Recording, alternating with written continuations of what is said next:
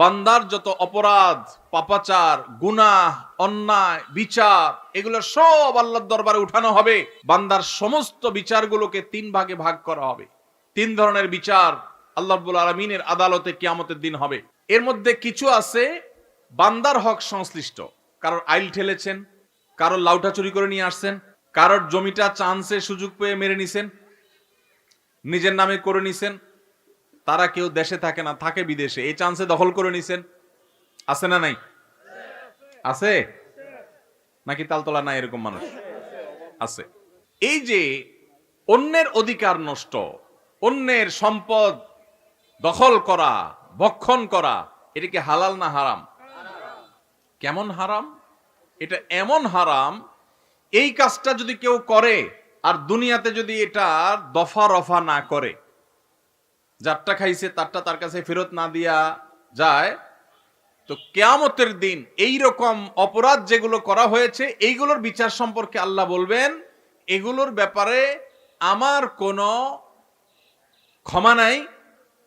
এগুলো যারটা সে মেরেছে দুনিয়াতে, এখন আখেরাতে তার সাথে বোঝাপড়া করতে হবে। আর কিয়ামতের দিন বাপ ছেলেকে, ছেলে বাপকে ছাড়বে না, স্বামী স্ত্রী, স্ত্রী স্বামী, কেউ কাউকে ছাড়বে না। আল্লাহ বলেছেন, ইয়াউমা ইয়াফিরুল মারউ মিন আখিহি ওয়া উম্মিহি ওয়া আবিহি ওয়া সাহিবাতিহি ওয়া বানিহি। কিয়ামতের দিন সবাই লিকুল্লি মিনহুম ইয়াউমা ইদিন শানুই ইউগনি। প্রত্যেকটা মানুষ সেদিন যার যার জান বাঁচানোর জন্য পাগল পড়া থাকবে। কেউ কাউকে, বাপ সন্তানকে, সন্তান বাপকে পরিচয় দিতে চাইবে না। ভয়াবহতা কোন পর্যায়ে গেলে এটা হবে সেটা চিন্তা করা যায়। সেই দিন ওই যে দুনিয়াতে যাদের হক মেরেছেন, কেউ বলবে না ঠিক আছে ভাই মেরেছো, ঠিক আছে মাফ করে দিই। বলবে ঠিক আছে তখন মেরেছো ভালো কথা, এখন আমি তার বিচার চাই। বিচারে কি হবে? আপনার আমল নামা সওয়াব দিয়ে দিবে। ওয়াজ মাহফিলে গেছেন, সওয়াব কামাই করছেন, আরেকজনের আইল ঠেলছেন জমির, আরেকজনের ফসল মেরে দিয়েছেন, আরেকজনের পশুটাকে চান্সে আপনি চুরি করে জবাই করে খেয়ে ফেলেছেন, আপনি কোনোভাবে আরেকজনের হক নষ্ট করেছেন, তাহলে সেক্ষেত্রে আরেকজনের গাছেরটা পেড়ে খেয়ে ফেলছেন, কেউ টের পায় নাই। এই সবগুলোর জন্য আপনার ওয়াজ মাহফিল, আপনার নফল নামাজ, আপনার কোরআন তেলাওয়াত, এমনকি আপনার হজ উমরা, আপনার দান সাদাকা, এই সওয়াবটুকু ওই পাওনাদার যারটা দুনিয়াতে মারছেন আল্লাহ তাকে দিবেন, দিয়া এবার খালি হাতে এই লোকটাকে জাহান্নামে নিক্ষেপ করা হবে।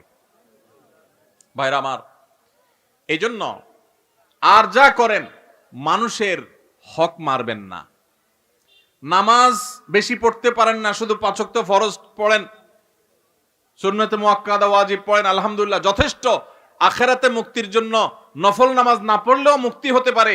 কিন্তু যদি নামাজে পড়েন, আইলো ঠেলেন, নামাজে পড়েন, আরেকজনের জমির জিনিসপত্র দখল করেন, আরেকজনের গাছের নারিকেলটা, সুপারিটা, ডাবটা, আমটা, জামটা চান্সে নিয়ে নিছেন, কেউ টের পায়নি, নিয়ে আইসা খায়া এরপর ওযু করে সুন্দর করে নামাজে চলে আসছেন। আল্লাহু আকবার। ওয়াজ মাহফিল আইসা বসে আছেন সেই দুপুর থেকে, কোন লাভ হবে? কোন লাভ হবে?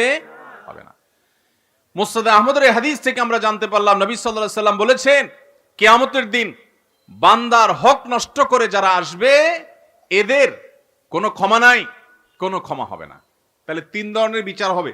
একটা হলো বান্দার হক, এটার কোনো ক্ষমা নেই। আর আরেকটা হলো আল্লাহর হক। আল্লাহর হক কোনটা? নামাজটা পড়ছেন, একটু ভেজাল ছিল, রোজাটা রাখছেন, ভালো করে রাখতে পারেন নাই, কোরআন তেলাওয়াত করছেন, একটু ভুলভাল হয়ে গেছে, এগুলো আল্লাহ চাইলে মাফ করতে পারেন, আর না চাইলে শাস্তি হতে পারে। এটা আল্লাহ তাআলা নিজের হাতে রাখছেন। আর 3 নম্বর মামলা হলো তাওহীদে যদি ভেজাল থাকে সেই মামলা। কেউ যদি শিরিক করে যায়, তাহলে এইটার ব্যাপারেও এই হাদিসে নবী সাল্লাল্লাহু আলাইহি সাল্লাম বলেছেন যে কিয়ামতের ময়দানে আল্লাহ রাব্বুল আলামিন এই মামলা সম্পর্কে বলবেন, বিনা হিসাবে, বিনা শুনানিতে সরাসরি জাহান্নাম।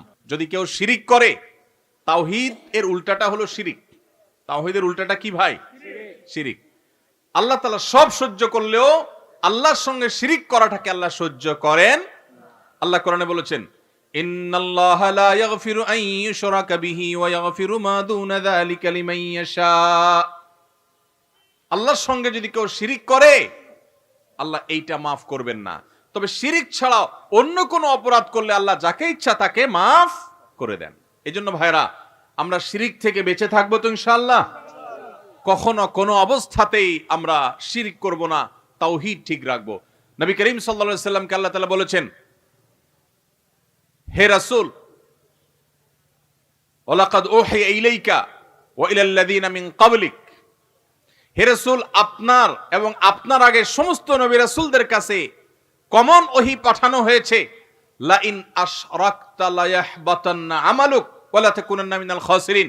যদি আপনিও শিরকে লিপ্ত হন, নবী তো কখনো শিরকে লিপ্ত হইতে পারবেন না, হবেন না, তিনি তো মাসুম।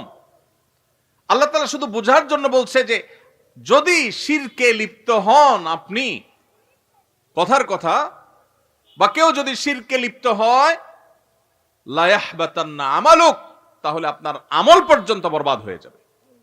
নবীও যদি নবী শিরকে লিপ্ত হতে পারেন না, যদি শিরকে লিপ্ত হয় তাহলে আল্লাহ রাব্বুল আলামিন বলেছে আপনার আমলও বরবাদ হয়ে যাবে। যত নামাজ পড়েন, রোজা রাখেন, হজ করেন, ওমরা করেন, দান করেন, সাদাকা করেন, ওয়াজ মাহফিল করেন, ওয়াজ মাহফিল শুনেন, কোরআন তেলাওয়াত করেন, সব বরবাদ হয়ে যাবে যদি আপনি শিরকে লিপ্ত হন, এবং আপনি ক্ষতিগ্রস্ত হয়ে যাবেন, আপনার কোনো লাভ হবে না, আখিরাত পুরা বরবাদ হয়ে যাবে যদি শিরিক হয়। এজন্য তাওহীদ ঠিক রাখতে হবে, শিরিক থেকে বেঁচে থাকতে হবে। নবী করিম সাল্লাল্লাহু আলাইহি সাল্লাম বলেছেন, কোন মানুষ যদি আল্লাহর ইবাদতের মধ্যে কোনো পার্টনার সাব্যস্ত না করে, এখানে যদি কেউ কোনো প্রকার শিরিক না করে, কোনো প্রকার আল্লাহর তাওহীদের বিরোধী কাজ না করে, তখন আল্লাহর উপরে আবশ্যক হয়ে যায় এই লোকটাকে জাহান্নামের শাস্তি না দিয়ে জান্নাত দেওয়া। আল্লাহর হক হলো শিরিক ছাড়া আল্লাহর ইবাদত হবে, শিরিক ছাড়া আল্লাহর ইবাদত হবে। এটা কার হক? আল্লাহর হক। আপনি এই কাজটা করছেন তো আল্লাহর মেইন হক আদায় করে ফেলেছেন। আর আল্লাহর এই হক যদি কেউ আদায় করে, তখন বান্দার হক হয়ে যায় আল্লাহর কাছে তাকে জান্নাত দেওয়া। এই জন্য আমরা শিরক থেকে বেঁচে থাকবো তো ইনশাআল্লাহ। আস-সুন্নাহ ফাউন্ডেশন, উম্মার স্বার্থে সুন্নাহর সাথে।